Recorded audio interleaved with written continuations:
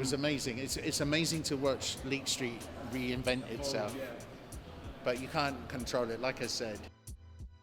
It's a good spot for people to come in and see some really cool graffiti, which is a good opportunity also to come in and grab a pint or get some wings while you kind of explore.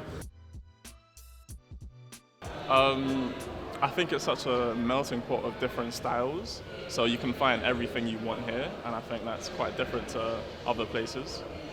Your piece has to be very memorable, like it's going to be there for a short period of time, so you need to make it count kind of thing. I think that's really cool.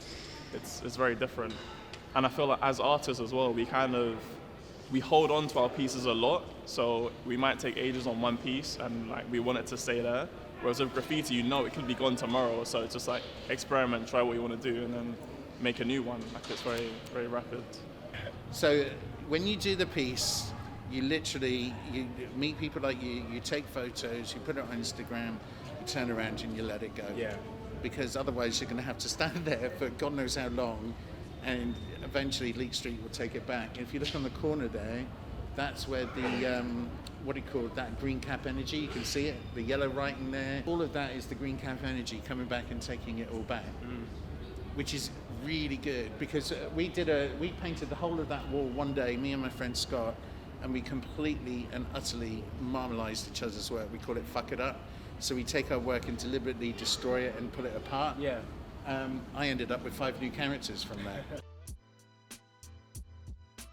You're constantly evolving and learning techniques from other writers, And the same thing is you've got to give that back to the next person. Like for instance, he's starting. I said to him, just come up and paint next to me next time. Don't paint on your own in the corner. Come and say, hey, Stocky, can I paint next to you? Yeah, wherever you want to do it, and then you just chat. Back in the 90s, when I was a young lad, that's what we were drawn to. It was either skateboarding, and then graffiti was tied with skateboarding. It came together. It's a place to go to, legally wise, to spray, to do your piece. You can rock up any time you like. I get in about 6 in the morning. I'm the first one in. There might be a few guys doing a night shift, painting overnight and staying till the morning. But me, I like to catch the first train out, get there, do my outline, and then I'm done by 3 o'clock. You do commercial work.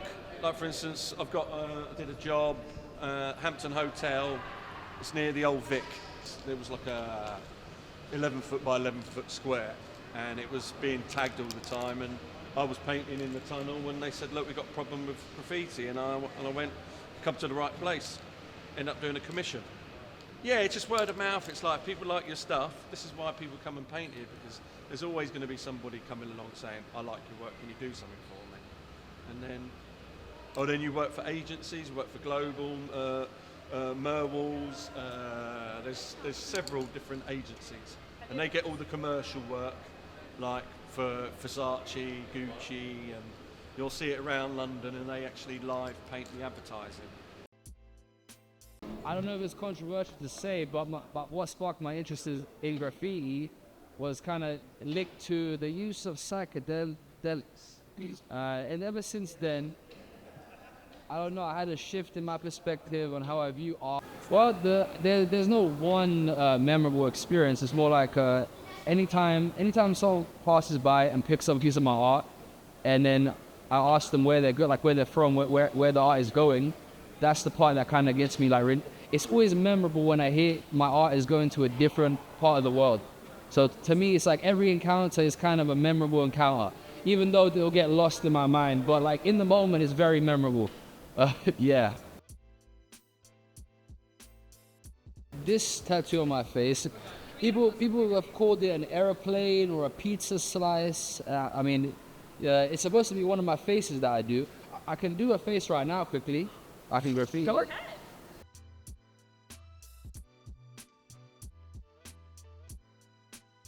It's super cool. It's really unique.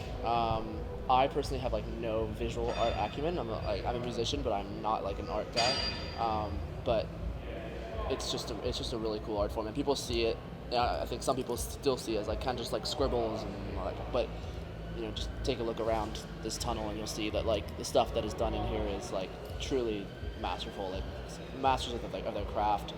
And obviously you've got like big graffiti artists nowadays who are really, really famous, which goes to show like it is an art form. Like, people, they're making it in the art world. So they're sort of breaking boundaries, and that's awesome.